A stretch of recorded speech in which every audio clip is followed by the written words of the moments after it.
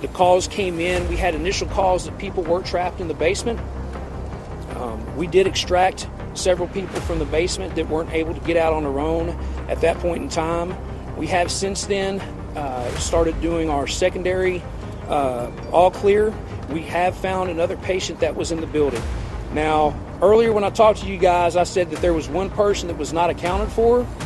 That person was found, but since then we have found that we had another patient that was trapped there in the building.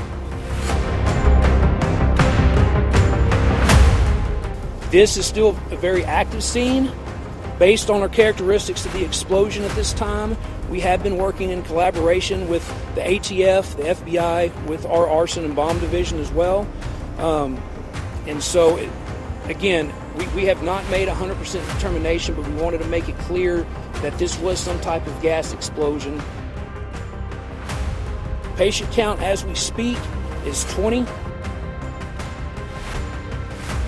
At this point in time, we do not have any casualties. We don't have any deceased that we're aware of at this time after all the search and stuff that we've done.